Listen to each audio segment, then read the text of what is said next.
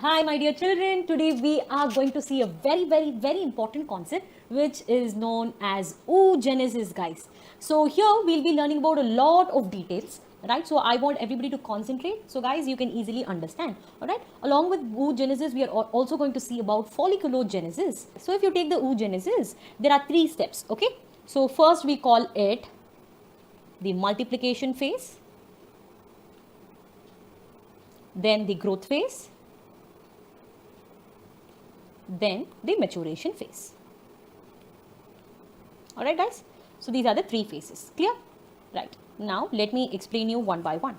So guys, it starts with the primordial germ cell, which is the basic cell, right? So imagine this is the primordial germ cell now. All right.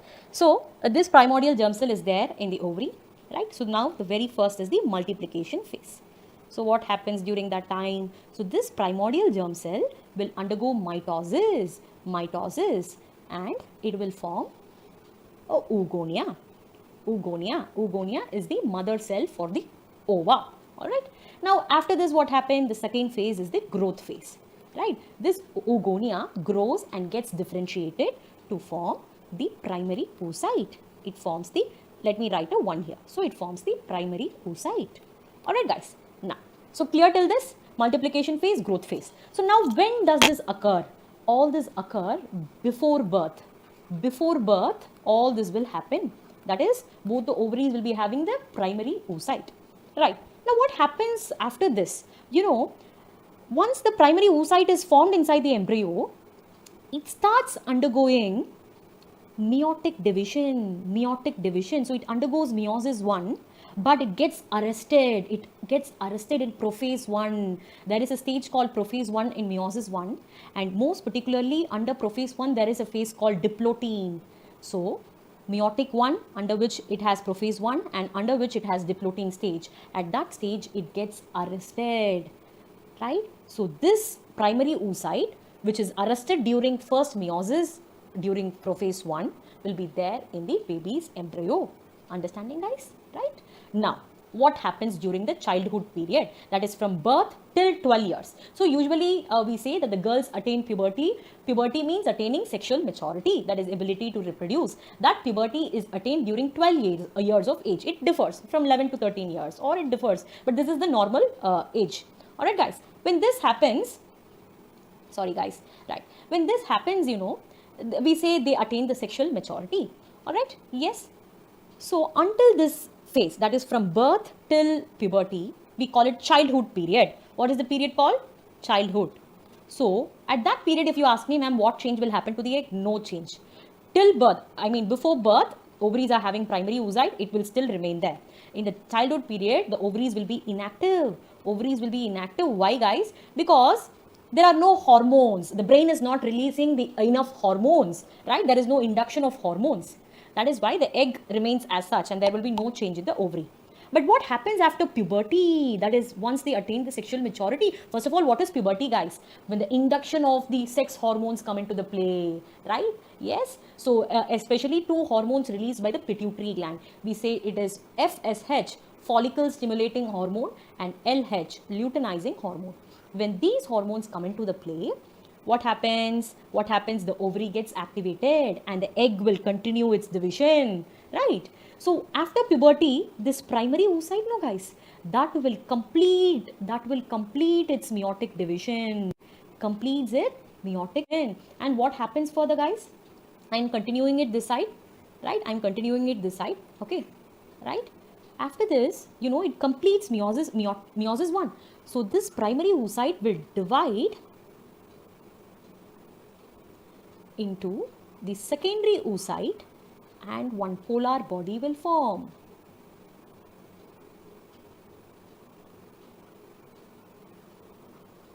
One tiny polar body. If you ask me, ma'am, what is polar body? It's nothing but, guys, when the primary oocyte divide, right? When it divides, one egg will take up a lot of cytoplasmic region. That will become the secondary oocyte, and the part which took very small portions of the cytoplasm becomes the polar body. If you ask me, ma'am, what is the fate of the polar body? Is there any function? No, they are non-functional. They will disintegrate. All right. Yes. Now the secondary oocyte is there. It will start the meiosis 2. It will start. But you know what happens here, guys? Again, it will get arrested in metaphase 2 stage. Meiosis 2, metaphase 2 of meiosis 2. Right? At that particular phase, it gets arrested. Understanding?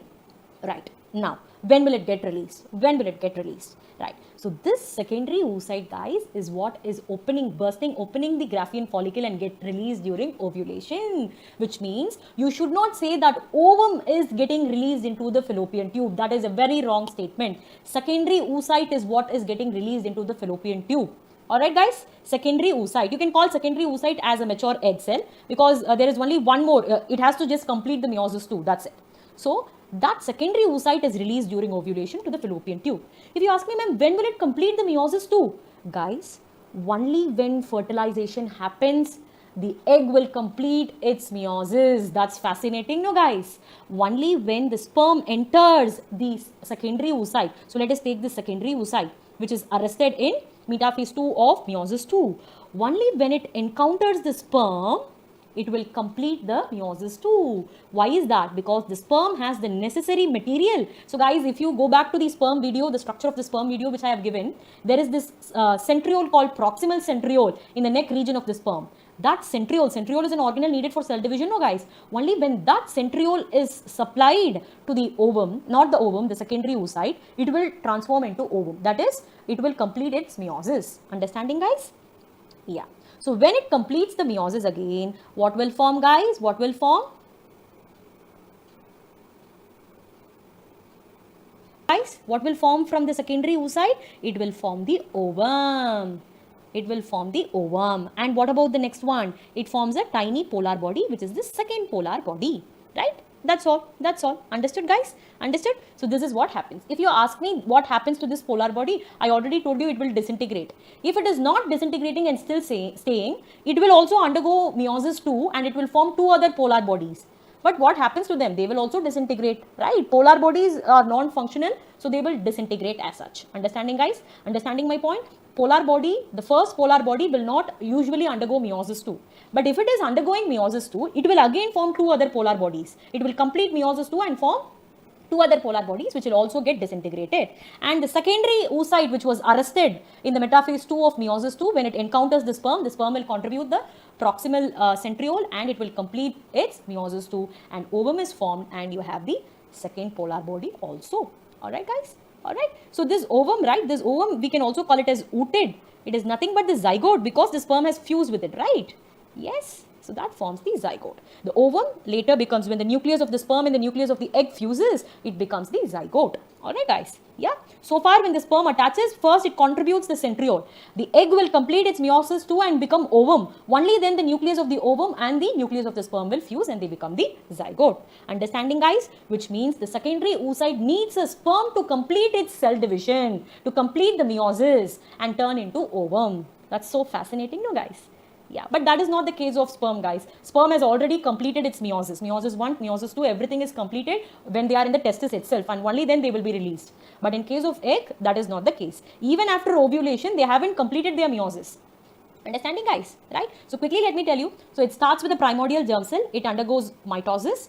Then the second phase, it undergoes mitosis and form oogonia. Oogonia, it grows and it differentiates to form the primary oocyte. So this multiplication growth phase where primary oocyte is formed and it is arrested in mitotic 1, that is prophase 1 diplotin stage of meiosis 1. Right? So until this it happens before birth and during childhood no change. Ovaries are inactive. Only after puberty the hormones, follicle stimulating hormone and luteinizing hormone comes into the play and the division resumes. So which means the complete maturation phase, this phase is known as the maturation, the last phase, that happens only after puberty. Alright, guys, where the primary oocyte is completing its meiosis 1 and becoming secondary oocyte in one polar body. That polar body will disintegrate and this secondary oocyte will get arrested in the meiosis 2, that is metaphase 2 of meiosis 2.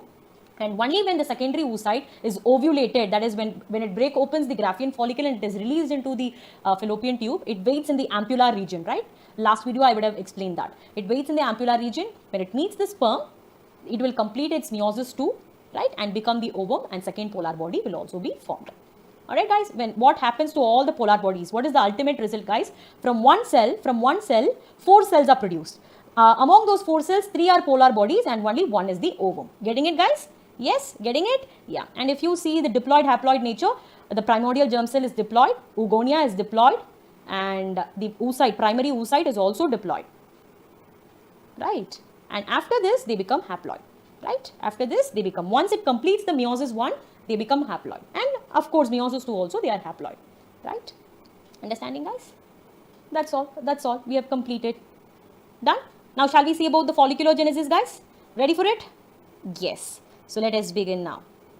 Alright, children, hope oogenesis is clear, right? So, simultaneously, I will teach you the folliculogenesis now. Follow me. Alright, children? Right? I will use a different color now. Yes. Folliculogenesis. Already in the very beginning, I told you follicle means egg cell plus the surrounding follicular cells. If this is the egg cell, the surrounding follicular cells, together you call it the follicle.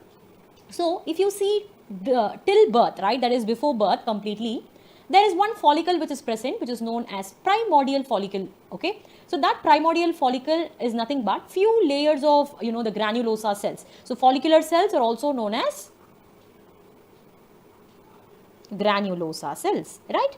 Right, so very little follicular cells will be surrounding the egg. So, this particular follicle we call it primordial follicle, right? This follicle will be supplying the nutrients to the egg, and also it will be protecting the egg. Alright, guys, so this is what it is doing. Primordial follicle is done now.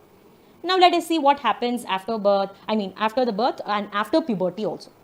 Right. If you see after puberty, the oocyte, the primary oocyte which was arrested in meiosis 1, prophase 1, diplotin stage, will complete its meiosis 1 and form secondary oocyte. You know what happens during this phase? A lot of changes in the follicular cells will happen. We will see that. What are the series of changes happening in them, right? At that time, at that phase, this primordial will change into primary, secondary and tertiary follicle. Now, first we will see about the primary follicle. Now, what is primary follicle? Primary follicle, where you can see some development in the follicular cells. So, egg cell is there.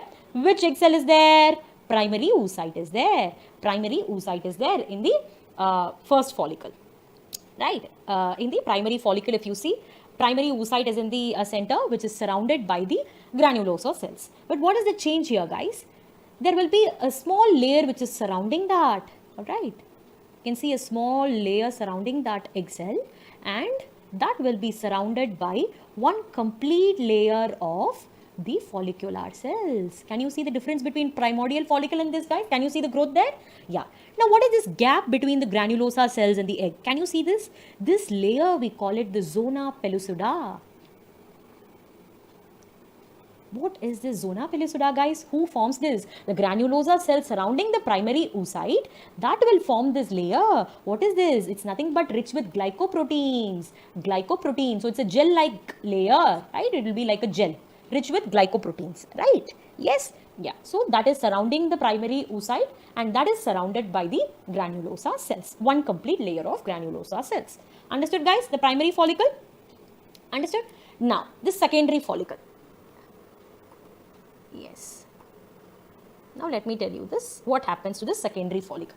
If you take this secondary follicle, no, guys, all these changes happen where, guys?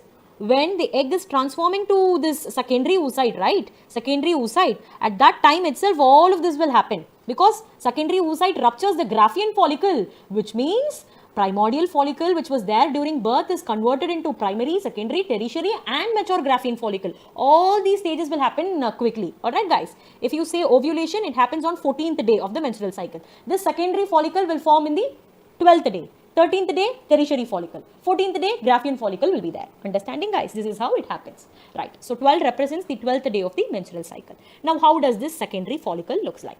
I already told you there is this egg cell which is surrounded by zona pellucida, that is surrounded by granulosa. And here, guys, what is the major change here? Like this one layer of granulosa cells, there will be 6 to 8 layers of granulosa cells like this.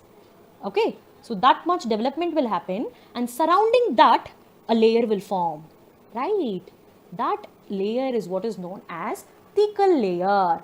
Thecal layer forms in the secondary follicle. What is this thecal layer now? More specifically, we call that as theca interna. Theca interna, right? Now what is this layer doing? This developing follicle, this follicular cell is what produces the estrogen. It secretes the estrogen. And one more important thing, guys, it has the receptor. Receptor means structures like this, structures, proteinaceous structures like this, for follicle stimulating hormone to come and bind like this. Okay, that follicle stimulating hormone receptor will be present in the theca interna. So that is the structure where the follicle stimulating hormone comes and binds and brings about the further growth. Understanding, guys? And that is what is enabling the theca interna to secrete estrogen as well, right? Understood? Very, very important, guys. So all these changes happen in the secondary follicle. Now what happens thereafter? So slowly the next day it will turn into the tertiary follicle. So during that phase what happens is that, see, tertiary follicle. What are the changes happening to the thing? One more layer forms which is known as theca externa. I will draw that. See, so from the middle we will start. You have an egg cell surrounded by zona pellucida. Right now, guys, surrounding that you have many layers of granulosa cells. That is 6 to 8 layers like that. I'm just drawing 2 layers because I do not want to make it look so clumsy. After this, what happens? You have theca interna. That will be surrounded by another layer called as theca externa. What is this layer, guys? It is known as the theca externa, right? So 2 layers are there. Theca interna is surrounded by theca externa. So guys, when this happens, you know what will be formed there in the granulosa cells, as 2 layers are covering them and the complete follicle is enlarging as well, right? The complete follicle is enlarging now, no guys. So what happens at that time is that, I will tell you, see, I will draw it again separately. Listen, guys, so this is the egg cell surrounded by zona pellucida and then the granulosa layer, right? No, guys, there will be some cavities which are forming in the granulosa cell like that. See, there will be some gaps like this. I'll tell you what are those cavities. I'll just highlight it with a different color. Some cavities like this, all right?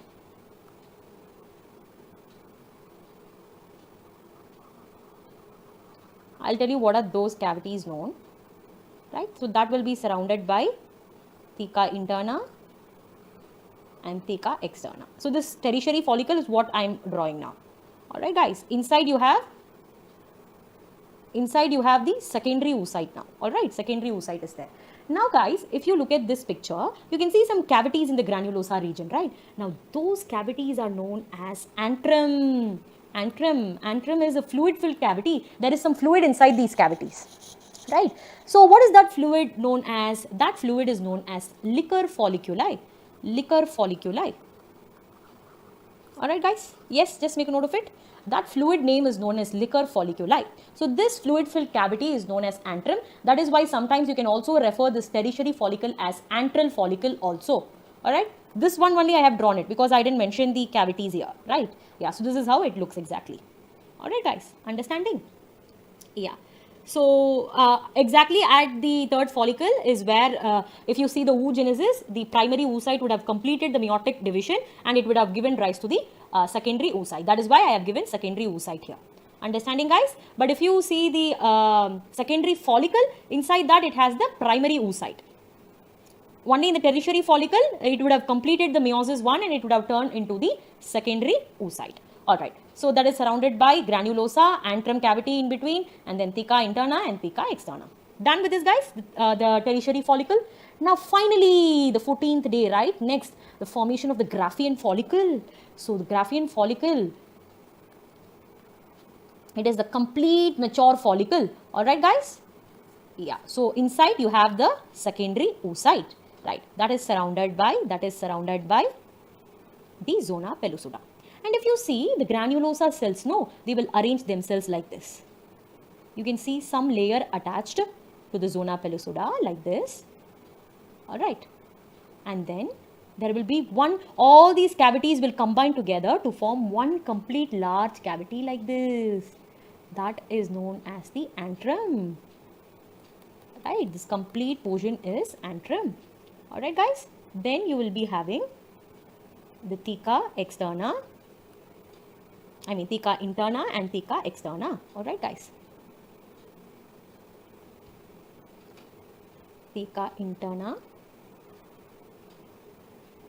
and theca externa, right? So this is how the complete egg cell looks like. All right, guys. And if you see this region alone will be attached to the theca interna. Understanding, guys? Now look at the egg cell now. Look at the egg cell now.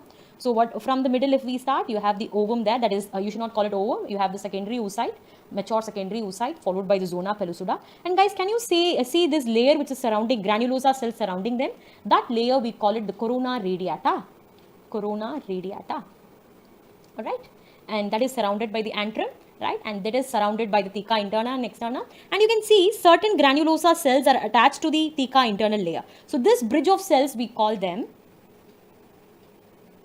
the cumulus oophorus. Cumulus oophorus. All right, guys, this bridge of cells. So this is exactly where the sperm puts its head, right? So this is the portion where the sperm puts its head and it will penetrate inside. All right, yeah. So this is the cumulus oophorus. Only this particular region will you will see this bridge of cells attaching to the theca interna. All right, guys, understanding? Yes, yeah. And even surrounding the antrum, you can also find some granulosa region like this, like this. All right, guys. The one which is attached to the egg completely is what is known as the corona radiata, and all other these cells we just call them the granulosa cells. And this bridge formed here is known as cumulus oophorus. All right, guys, see how look at the journey of the follicle, guys. That is the egg along with that. So it started with something like this. It started with something like this,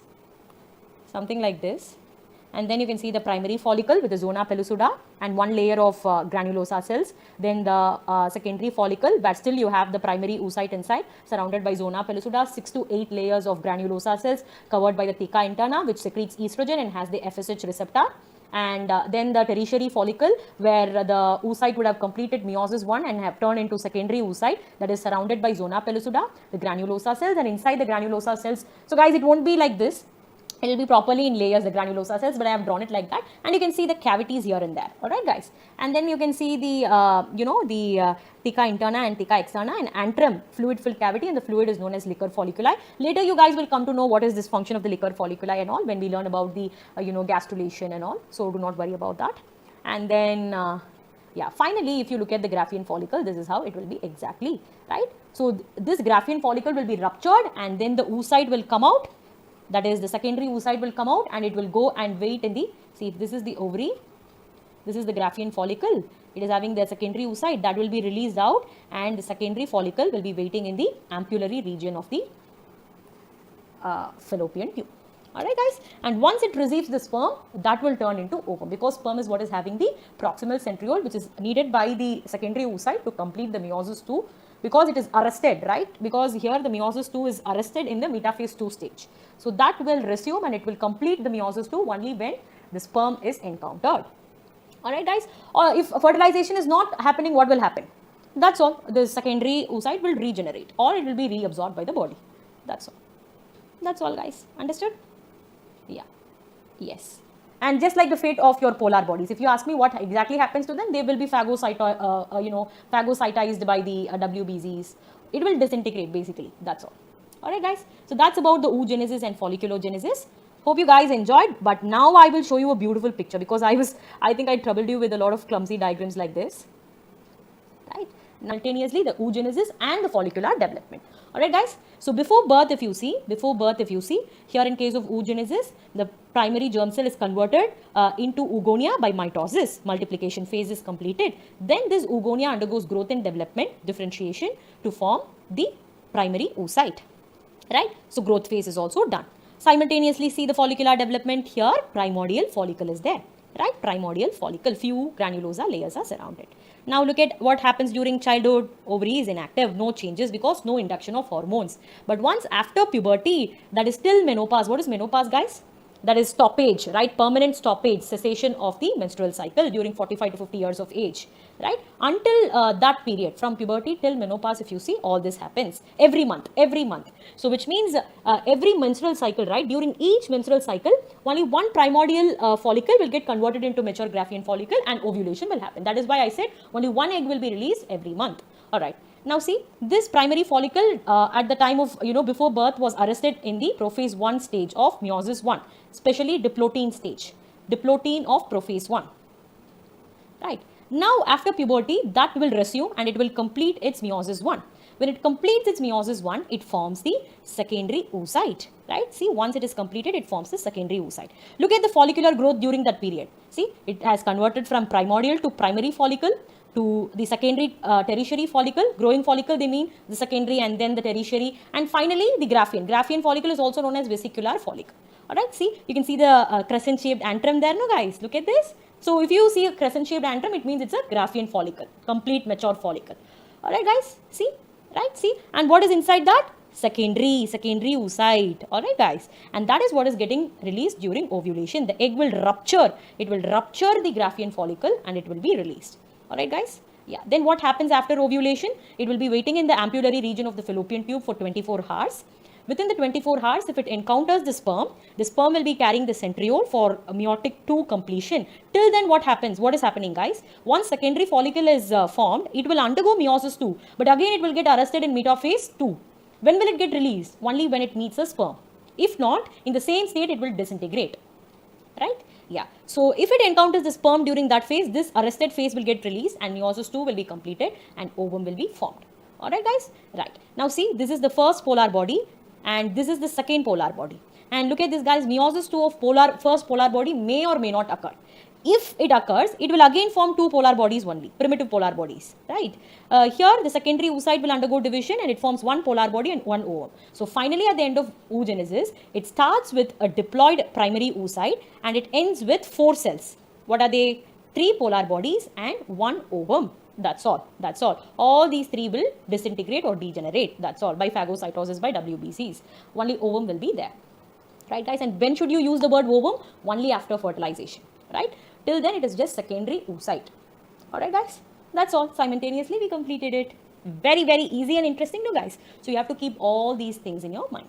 Right? What happens before birth? What happens during childhood? What happens after puberty? Right? So, if you enjoyed the lecture, give a like, a thumbs up, right? Subscribe to the channel. I will be coming up with a lot more videos, and children, it will be very, very, very helpful if you put the topics in the comment section. Ma'am, please teach so and so. Please teach me circulatory system, respiratory system, whatever you feel free to put it in the comment box. Yeah, I'm here to help you all. Whatever topic you want me to teach, yeah, from your grade 9 10 biology, I'm here to help you. And apart from that, kiddos, do subscribe and share it with your friends. It will be very helpful. Trust me. Yeah, share it with your classmates, give them the link, right? Ask them to watch the video. If they like, they can, they can subscribe and all. No compulsion. But share with your friends. Let us share knowledge. Okay, bye-bye, tata, and take care.